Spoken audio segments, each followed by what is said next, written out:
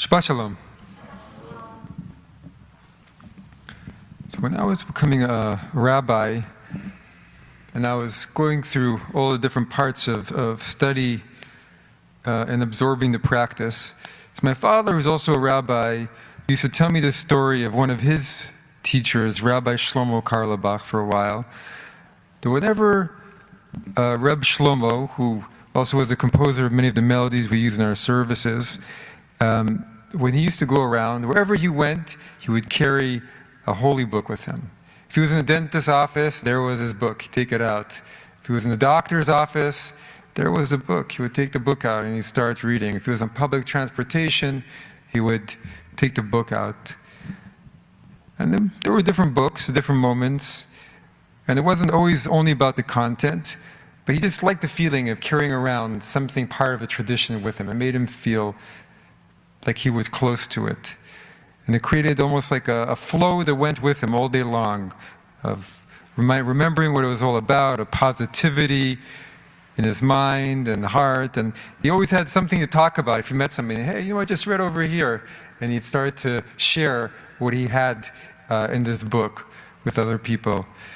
So in the Torah portion that we'll be reading tomorrow, this week, we read all kinds of commandments, and Elizabeth will be talking about it tomorrow on the service, but all kinds of life. But there's one commandment, small little section, it's all about the commandment of what a Jewish king is supposed to be like. And so a Jewish king should be humble, it says, and only have some horses and not too many wives, and not amass too much fortune, and the words of the Parsha.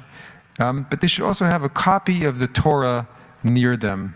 And first it says, well, you should have a copy of the Torah near the throne, right? Presumably, so while leading the nation, they could draw on it. But then it also adds that the Torah shall be with him, and he shall read from it all the days of his life, so they may learn to revere his God Adonai, to observe faithfully every work of his teaching. And so Rashi, the French commentator, says, well, he must have had two Torahs, one which he kept him by the throne, and another one, maybe like our own smaller one, which he always had with him, and he took with him wherever he went. Whether the king had an in-person meeting or a Zoom meeting, he always had the Torah with him. And so this was the law, to always keep the Torah with him. And so it was to be able to read a little bit here and there, but it was also just like the book. It was about to be reminded what it was about, what's important in life. And as a ruler, to remember what's the most important thing. And it influenced him with presents. And there's the word for a copy of the Torah in the Torah says is mishneh. And some of the commentators say, well, mishneh means to speak, to utter. So it's almost, by having it near him, it's almost as if it was uttering, as if he was uttering it all the time, always there, the way we do when we say the Amidah, our lips just move. And as we say, the Torah shouldn't depart from our lips all the days and nights of our lives. And so not all of us are going to walk around like Rabbi Shlomo with a copy of the Talmud with us. But we can keep a book that's inspiring to us and consciously take it around with us where we go. So actually our new website, which will be launching in Rosh Hashanah, right after Rosh Hashanah or right around there, we have a new section that will be called the Inspiration Blog. Well, there will be little pieces of inspiration from myself, the cantor, and David Schwartz, and any other guests who want to contribute. Because we should all try and always keep our minds in that place. And some people put quotes all around their houses to try and remind themselves. And in the religious Jewish world, people carry little books of Psalms. But even a Magen David, right? Even a Star of David that you put around your neck. What's it for?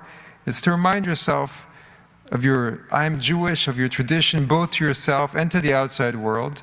And it creates a constant presence. You put it on in the morning, you take it off, and it symbolizes devotion. And it symbolizes putting your mind and your heart where you want them to be. Because there's so many things in the world that draw you to somewhere else. So Elizabeth, I think you're someone who has that kind of devotion and understanding what it means to constantly bring something like that into your life and into our lives thereby. And to make it a regular presence. And I can imagine you keeping a Torah with you wherever you go. Sounds good. We should all be carrying the Torah with us wherever we go. And the Torah, the presence, the teachings, keeping it in our mind, and then it really has that power. That's when it has the power to transform our lives, and by doing so, transform our world. Shabbat Shalom.